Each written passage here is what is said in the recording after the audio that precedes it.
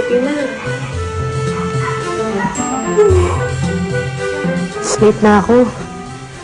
Dito ako nagising eh, kasi daming lamok dito, grabe.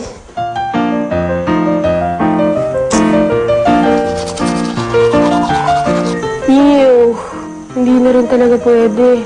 Nilanggam yung kanin ko eh. Ito sana almusal ko. Ay.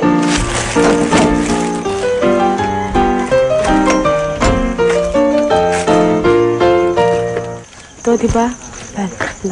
Oo.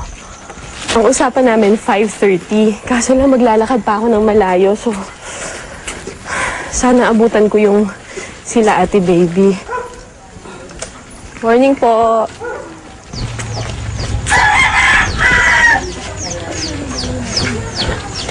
Morning! Morning! Naligaw ako eh. Sorry. Naligaw ako. Pasensya na. Medyo hindi ko kabisado. Tsaka ang daming lamok dun sa bahay. Hindi ako nakatulog ng mabuti. Ma'am, dito po kayo. Okay, okay. Ganito po yung dinadaanan namin. Medyo maputi. Teka, saan ba ang papunta natin? Doon po, doon ba? Hindi, anong bayan yun? Kabuyaw pa? Kalamba na po yun. Kalamba na. Opo. Kalamba na po. So, aabot tayo ng Kalamba? Opo, ma'am. Eh, di ba ang layo nun? Madilim po, ma'am. Dumaan na kami dito. Nagpa-flashlight. Sabi ko kay ma'am, Ma'am Cara, kaya niyo po ba? Kaya ko pa, sabi niya sa akin. Araw-araw ganito kayo? Sige. Wala na yung trabaho nila na kinagis nandun sa Makati, yung pagko-construction worker, pagbabarker sa jeep. So, ang nakita nila dito puro palayan. So, forced silang matutong magsaka. And masisipag naman yung mga tao.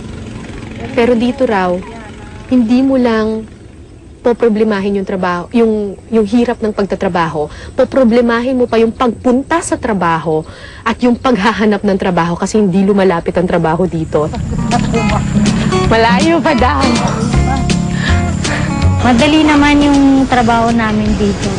Ang mahirap lang sa amin talaga, ma'am, yung paglalakad. Yun lang. Kasi araw-araw napakalayo.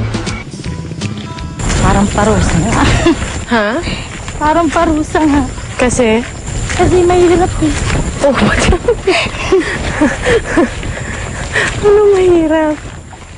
Nagulat ako na bigla na lang nanginginig na yung boses niya, tapos nangingilid na yung luha. Kasi imagine mo yung dati namin buhat na sarap. Marangya. Ang pinangako daw sa kanila ng gobyerno pagdating dito, may livelihood program, may trabaho silang dadatnan. Gusto ko nga makapagtapos sila para makapagtrabaho sila ng ng maayos. Hindi katulad sa amin na maghuhugas lang ng bote hanggang sa pagtanda. Siyempre, ayoko rin yung mangyari sa mga anak ko na maghuhugas lang ng bote. Ganun talaga yun sa isang pamilya. Meron talagang dapat nagtitiis, nagsasakripisyo. At kadalasan nanay talaga yun. Nanay talaga. Dito na ba? Yan po. Ano? Yung namin. Ay, salamat. Ito na po. 6:43. So, mahigit isang oras din tayo naglakad, no? Po, mga nahigit isang oras din po. Okay. Nakarating din tayo.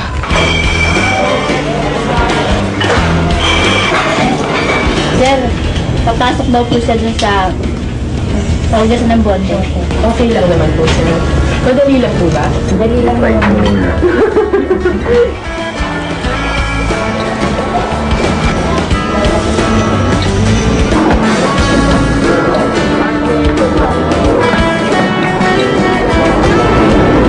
Ito yung hugasan ko ngayon. Mga ilan yan, kuya?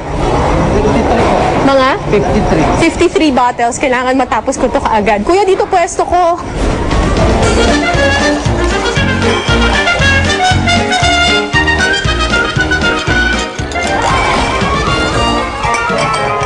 Isang paleta, 180. Bali, hadig po kami doon, 3 kami. Tag 60 pesos po kami. Natapos po naman namin. Ang bilis nga namin makatapos eh. Sa tingin ko, makakayanan po ni Ma'am Cara yung trabaho namin. Hindi namin namamalayan, nakakailang case na rin po kami. Mahirap tanggalin. Kailangan baba. Oh! Sige na. Busog pa ako. Tapusin ko na lang ito.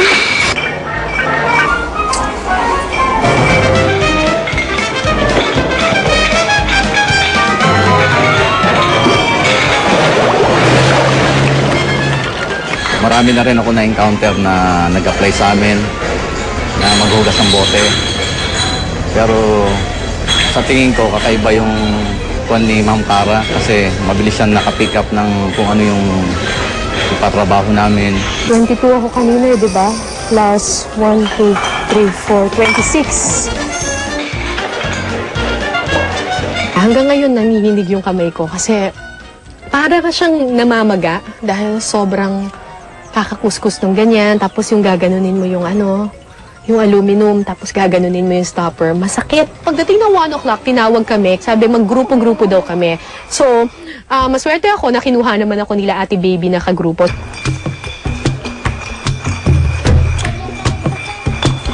Tatanggalin namin yung alum, tapos tatanggalin din yung stopper na ito. Ang isang paleta, ibig sabihin nun, 6 layers of bottles. Pag kinumpute mo yon lahat, lalabas na 120 cases ang kailangan mong trabahuhin. And what is 120 cases? 1,440 bottles ang kailangan naming gawin. Uy! Gusto ko nang mag-quit.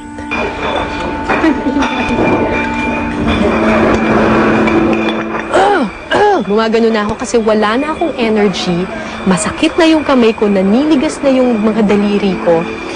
Masakit na siya, may mga sugat na ako. Gusto ko nang tumigil. Kaso lang, naisip ko yung mga kagrupo ko. Pag hindi namin nabuo yung paleta, hindi namin makukuha yung 180 pesos na inaasahan nila. Sayang. 5 layers na kami.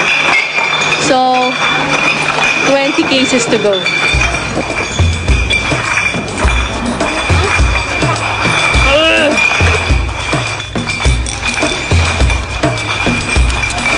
At nung nabuo namin siya, hindi na ako nakasigaw. Sabi ko na lang, hindi ako nakasalita kasi sakit-sakit na ng katawan ko.